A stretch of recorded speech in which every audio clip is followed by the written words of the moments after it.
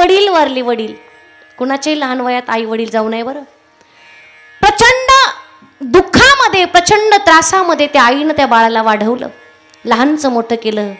अरे अख्खं तारुण्य घालवलं, त्या मुलाला मोठं केलं, संस्कार दिले. महिला मंडळ त्याला चांगले संस्कार दिले. गावगाड्यात सहभागी होऊ लागला, 4 चौघात उठून दिसू लागला. एवढंच नाही, 2-2.5 एकर शेत होतं. ते शेत कसायचा, चांगलं त्यानं कुटुंब उभं केलं. 4 चौघ नावं काढायची, काय तुम्ही सुंदर मुलगा घडवला, काय सुंदर मुलगा घडवला. पण समाजात अशी काही लोक आहेत महाराज, एखाद्याचं चांगलं चाललेलं त्यांना आवडत नाही. महाराज चांगला मुलगा वागतोय, चांगला जगतोय, हे आजूबाजूच्या अवतीभोवतीच्या माणसाला नाही महाराज बघवत. कारण तक्षदंताय विषमदंते, सापाच्या दातात विष, माशीच्या शिरेत विष, विंचवाच्या शेपेत विष म्हणजे नांगेत विष, आणि दृष्ट माणसाच्या सगळ्या अंगात विषच विष असतं. सगळ्या अंगात विष असतं. असतात काही काही माणसं दृष्ट. हा वाजवायच्या तर जोरात वाजवा. अशी विषारी माणसं अवतीभोवती, म्हणजे आमचे इंदोरीकर बाबा सांगतात बघा, किती विषारी. आधी पदरचं पेट्रोल घालून भाऊबंदांची लग्न मोडायला जातात, पदरचं पेट्रोल जाळून. इतकी विचित्र माणसं आहेत. अरे शेजारच्यानं कधी जमीन विकायला काढावी आणि ती मी कधी घ्यावी, या मानसिकतेची अप्पलपोटी लोक समाजामध्ये जन्माला यायला लागली. आणि मग याची जमीन, याची आई सोडून जावी हे कित्येक लोकांना वाटत होतं. पण तग धरून राहिली, मुलाला चांगलं शिकवलं, लहानचं मोठं केलं. आता हा सुद्धा इथं नागोबा झाला. बास वाईट वाटायचं यांना, कसं याला बिघडवेल, कसं याला बिघडवेल. तारुण्यात संगत बिघडवली, हळूहळू दारू प्यायला शिकवली, दारू प्यायला शिकवली. व्यसने किम दरिद्रता, आणि व्यसनी माणसं ही नाही महाराज त्याला भान राहत. कारण का, दारू गांजा मत पी यारो अक्कल गुम हो जाती है, अपने पलों का पैसा खर्च कर मुंह में जुतिया पडती है. अरे आपल्याच खिशातले दाम जातात आणि आपल्याच तोंडात खेटरं पडतात, अशी अवस्था दारुड्याची. मग हळूहळू दारूच्या नशेत इतका डुबायला लागला. हळूहळू थोडं घ्यायचा, कधीतरी घ्यायचा. मग आता मित्रमंडळीत बसू लागला. दारूच्या नादात संसाराची राख रांगोळी करून टाकली. हळूहळू जुगाराच्या अड्ड्यावरती बसू लागला हा मुलगा. जुगाराच्या अड्ड्यापर्यंत जाऊ लागला. घरात होतं नव्हतं तेवढं त्या जुगारामध्ये हरून येऊ लागला. अरे हळूहळू दारू पिऊ लागला, जुगार खेळू लागला. घरात कमवलेलं होतं नव्हतं तेवढं संपू लागला. अरे घरातलं बायकोचं सौभाग्य अलंकार सगळं महाराज त्यानं पणाला लावलं. सगळं काही ठेवलं नाही, काही ठेवलं नाही. एवढा त्या दारूच्या नशेमध्ये धुंद झालेला होता. मग हळूहळू जमीन विकायला सुरुवात केली. गुंठा, 2 गुंठे, 3 गुंठे, हे घराघरातलं गावागावातलं चित्र आहे बरं. गुंठा गुंठा करत करत 2-2.5 एकर क्षेत्र होतं. दारूची लत एवढी लागलेली, जुगाराची लत एवढी लागलेली, त्या व्यसनात एवढा डुबलेला, एवढा गुंतलेला महिला मंडळ. ती आई रडायची, अगं अरे आयुष्य काढलं याच्यासाठी, अख्खं तारुण्य याच्यासाठी खर्च केलं. हे दिवस दाखवण्यासाठी का? हे दिवस मला बघायला लागतात. खूप दुःख व्हायचं. आई माता, अगं हे बघण्याआधी मला उचल, नको मला हे दुःख. सगळ्यांच्या उरावरती टिचून मी राहिले, सगळ्यांची मस्ती जिरवली, माझा मुलगा मी घडवला. पण आज इतकं दुःख त्या आईला होतंय. अरे पत्नी सुंदर आहे, सोन्यासारखी, संसाराच्या वेलीला 2 मुलं आहेत, एक मुलगी आहे. अरे 3-4 वर्षाची मुलगी आहे, 7-8 वर्षाचा मुलगा आहे. आणि एवढा सुंदर प्रपंच महाराज. पण दारूच्या नशेमध्ये सगळं विकलं महाराज, सगळं विकलं. अरे भिकेचे डोहाळे लागले, भिकेचे डोहाळे लागले. महिला मंडळ भिकेचे डोहाळे लागले. काही दिवसानंतर दुखणं चालू झालं. सातत्याचं दारू पिणं, सातत्याचं दवाखान्यात जाणं. एक दिवस डॉक्टरांनी सांगितलं, आता दवाखान्यात आणायचं बंद करा. कारण का, अति दारूच्या सेवनानं, अति व्यसनानं तुमचं लिव्हर खराब झाले. एवढा पैसा खर्च केला, आज सुधरेल उद्या सुधरेल, आज सुधरेल उद्या सुधरेल, या भावडेनं आईनं ह्याच्याकडनं उसने घे, त्याच्याकडनं उसने घे, बायकोनं याला माग त्याला माग, असं करत करत दवाखाना केला. एवढा खर्च केला, उसणंपासनं उधारी पाधारी केली. पण नाही महाराज, इलाज झाला नाही, गुण आला नाही. त्या मुलाला जावं लागलं. महिला मंडळ ऐका बरं, मरावं लागलं त्याला. त्याची अंत्ययात्रा ज्या दिवशी निघाली ना, त्या त्या दिवशी सगळा घरातला लहान बाळापासून सगळी माणसं रडत होती, घरातली पत्नी रडत होती, आता माझं कसं होणार. ऐन तारुण्य आई रडत होती, अरे जे दिवस मी काढले तेच दिवस पाठीमागं माझ्या सोनेला आज भोगावे लागणार. लहान लहान मुलं, बाप गेला, छत्र हरवलं म्हणून ही लहान मुलं रडत होती. सगळा गाव विलाप करत होता, सगळा गाव शोक करत होता. इकडे लक्ष द्या, सगळा गाव शोक करत होता, सगळा गाव दुःखात डुबलेला होता. 2 दिवस झाले, 3 दिवस झाले.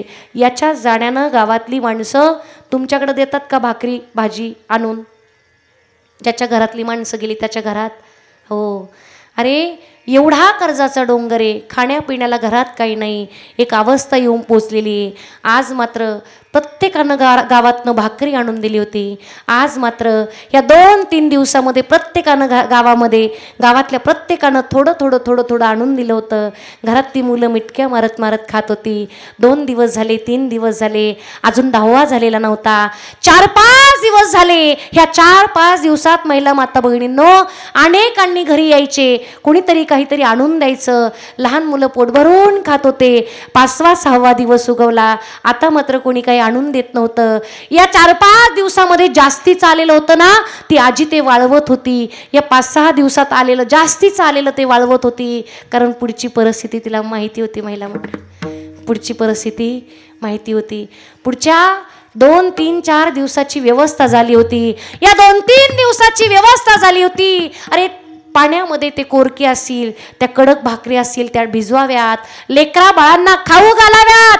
अजून 10वा झालेला नाही, दशक्रिया पिंडदान झालेलं नाही. कसं कुणाच्या दारात मागायला जावं, कसं उभं राहावं, शरम वाटत होती, लाज वाटत होती. अरे 10व्याच्या आदल्या दिवशी मुलगा तापानं फणफणलाय.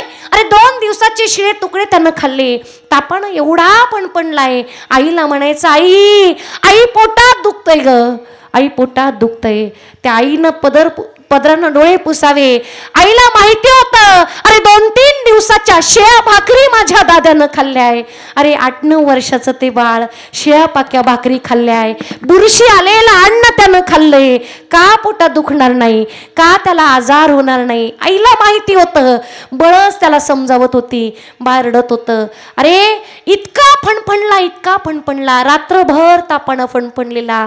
मिठाच्या पट्ट्या करून ती त्याला शुद्धीवरती आणत होती. त्याच्या तोंडावरती पाणी शिंपडत होती, जागा करत होती आणि रडतही होती. आजी रडत होती, आई रडत होती. आणि छोटीशी ती ताई होती ना, 3-4 वर्षाची, ती आई जवळ आली. आईला म्हटली, आई आई दादा का रडतो ग? आई आई आई दादा का रडत होता? आई त्याला दवाखान्यात ने ना ग.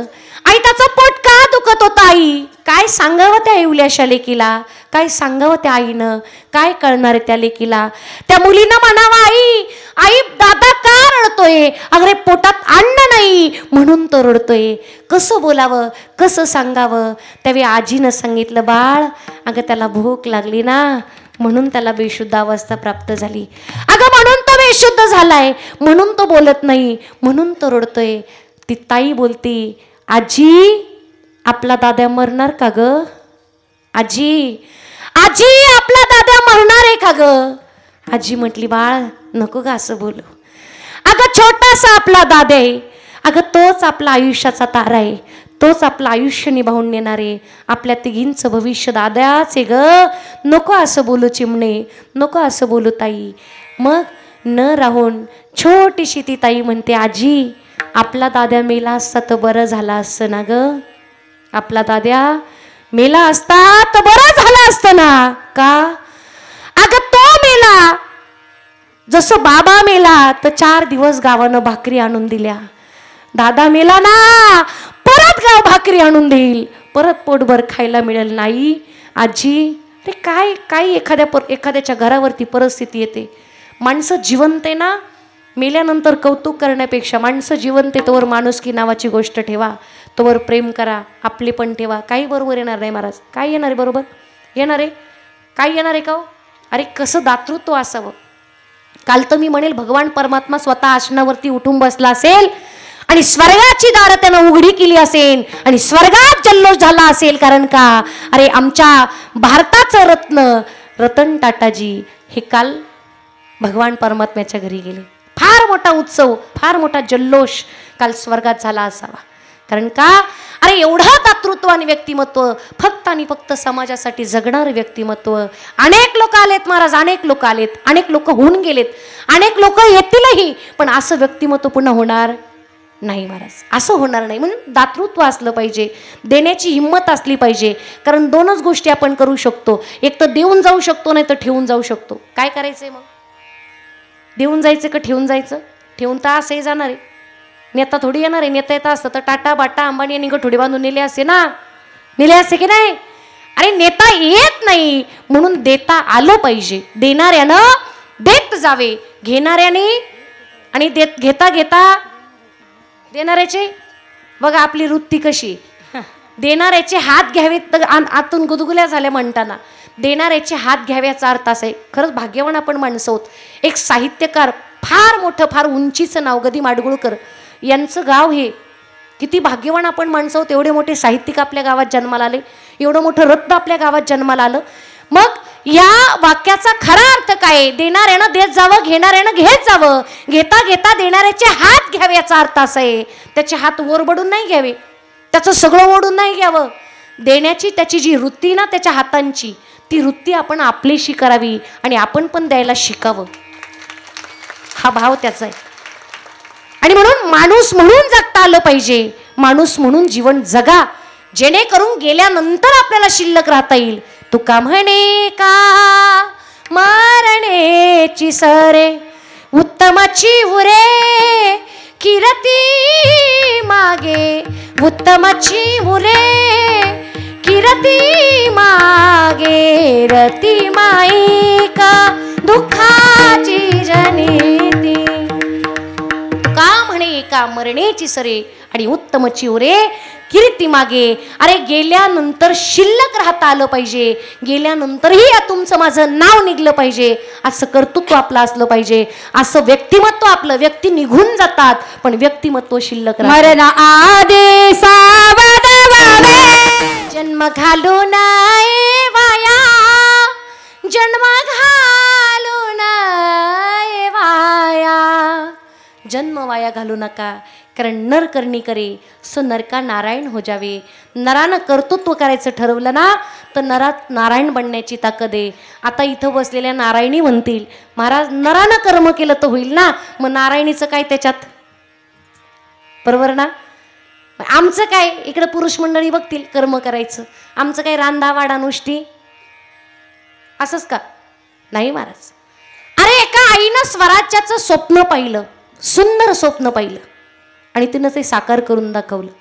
जर एक स्त्री हे करू शकते तर तुम्ही आम्ही का करू शकत नाही? का करू शकत नाही? अरे ठरवलं तर काहीही करू शकते. पुरुषाला माणसात बसवायचं तर तेही करू शकते आणि माणसातनं, बोला बोला, मी नाही बोलणार तुम्हीच बोला, माणसातनं उठवायचं तरी ते उठू शकते. एवढी ताकद तिच्यात आहे, म्हणून तर शक्ती म्हणतात तिला, म्हणून शक्ती म्हणतात. एक कीर्तनात एकानं कीर्तन ऐकलं, महाराजांनी सांगितलं होतं महिलाच्या अंगी 36 नखरे असतात. किती असतात ना? 36. ते घरी गेलं बायकोला म्हणायचं, सांग तुझ्या अंगात पण 36 नखरे असतील, दाखव मला. ती म्हटली आता कसं दाखवू, मला काही कळ ना गड्या, दाखव तरी कसं? आता असं दाखवता येतं काय? दाखवता येतं? बोला ना. ना तुम्ही नाही म्हणतात म्हणल्यावर कसं जमणार आहे? ती म्हणायची अहो मालक असं कुठं दाखवता येतं का, वेळ आल्यावर दाखवीन. तो म्हणायचा नाही नाही आत्ताच दाखव. महाराजांनी सांगितलंय बायांच्या अंगी स्त्रीच्या अंगी 36 नखरे असतात, मग मला एक तरी नखरा तू दाखव. ती म्हटली तुमच्या पाया पडते पण मला आता वेळ असलं मी तुम्हाला दाखवीन. मग हिच्या डोक्यातच होतं ते. दुसऱ्या दिवशी पहाटे पहाटे उठून नांगर घेऊन गेलं होतं शेताला. मग हिला सांगितलं होतं हे बघ नेहरीच्या वेळेला भाकरी घेऊन ये. ही बरोबर नेहरीच्या टायमाला भाकरी घेऊन गेली. जुना काळ हे आपलं नांगरत होतं, तासानं पुढं गेलं होतं आणि मग ही भाकरी घेऊन गेली आणि मध्ये ओढा होता, ओढ्यामध्ये तिला पाण्याची घागर भरून घ्यायची होती. ती डोक्यावरती पाटी होती, ती घागर कमरेवरती होती. रिकामी घागर तिनं पाण्यात बुडवली. पाण्यात बुडवल्याबरोबर भला मोठा मासा त्या पाण्यात त्या असणाऱ्या घागरीत आला.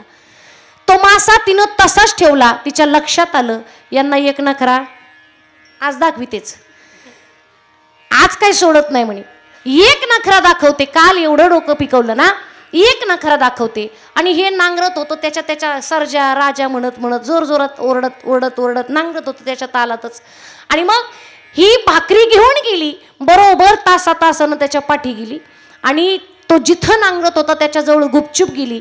तो केळीतला त्या घागरीतला मासा, जिवंत मासा उचलला आणि त्याच्या असणाऱ्या नांगराच्या तासात टाकला आणि जोरात ओरडायला लागली, अहो बघा बघा तासात मासा आहे.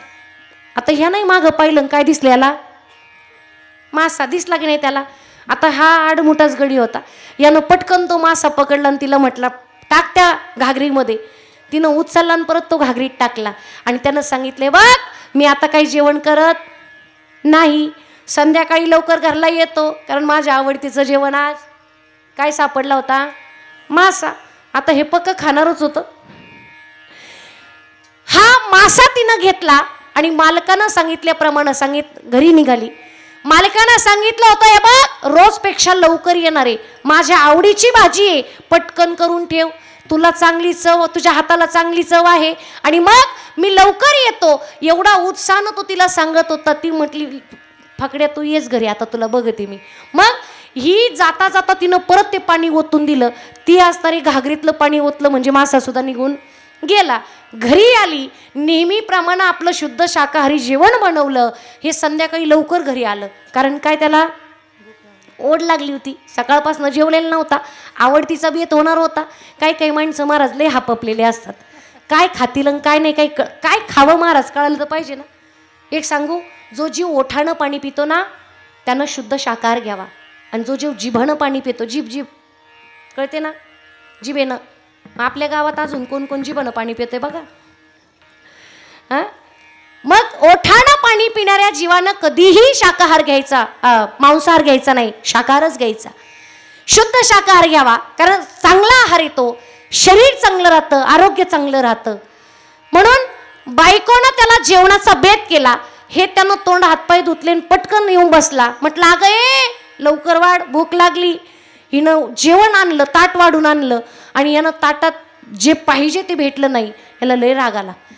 तळपायच्या मस्तकाला गेली. म्हटलं, का ग सकाळी मासा दिला होता, त्या माशाचं कालवण कुठे? ती म्हटली, कसला मासा, कुठलं काय? तो म्हटला, अगं आपल्याला तासात मासा नव्हता सापडला का? तास कळतो ना, तासात मासा तो. मग ती म्हटली, वेडे झाले काय, तासात कुठं मासा सापडतो का? ढेकळात मासा, अहो तासात कुठं मासा सापडतो का? तो म्हणायचा, अगं कशाला खोटं बोलते, मी तुला तुझ्या हातानं तुम्हाला सांगितलं, मी तुझ्या हातानं तू उचलून त्या असणाऱ्या मडक्यामध्ये टाकलं, त्या घागरीमध्ये तू टाकला आणि तू आता नाही म्हणती. आता ही त्याला नाहीच म्हणायची आणि हा म्हणायचा तू. दोघांची एवढी खडाजंगी झाली. शेवटी त्याचा नाईलाज झाला. यानं अशी काठी काढली, तिला बदडायला सुरुवात केली आणि तिचा प्लॅन ठरलेला होता. ए बी सगळे प्लॅन तिनं ठरवलेले होते. मग ती घरात नाही थांबली, ती बाहेर आली, अंगणात आली, मोठमोठ्यानं ओरडायला लागली, मामांजी तुमच्या लेकाला येड लागले म्हणे. मग घरातली सगळी मोठी माणसं तिथं जमा झाली आणि सगळी माणसं म्हणू लागली, तुला नक्की रामभाऊ झालं काय? जेवण कर ना, तू चांगलं जेवण बनवलंय, किती आनंदानं तुझ्या बायकोनं जेवण बनवलंय. मग आम्ही दुपारपासून बघतोय ती जेवण चांगली बनवते तुला, आणि तू का तिला मारतोय? तो म्हणायचा त्याच्या चुलत्यांना, बापाला, अहो बघा ना एवढा मोठा मासा पकडून दिला होता, कुठं? तासात सापडला होता. म्हणे रामभाऊला नक्की वेड लागलं, रामभाऊला येड लागलं आणि जर त्याला काठी घेऊन तिच्या मागं पडायचा. मग सांग कुठे तासात मासा सापडलेला, सांग कुठे? शेवटी नाईलाज झाला. येड्याच्या हॉस्पिटलमधनं गाडी बोलवली, याला त्या खाटला बांधून घेऊन गेले. मग हिनं चांगला सगळ्यांना पसार होऊ दिलं, तास 2 तास जाऊ दिले, चांगले 2-4 वेळा शॉक देऊन दिले आणि मग दमानं गेली कुठं? हॉस्पिटलला. आणि हॉस्पिटलला गेली आणि त्यांच्या नवऱ्याजवळ गेली, बेडजवळ गेली त्या. आणि मग नवऱ्याला म्हटली, का हो पाहिला ना, पहिलाच नखरा, एका नखऱ्यात येड्याच्या इस्पितळाला येऊन पोचलाय, बाकीचे 35 दाखवल्यावर तुमची काय गत होईल?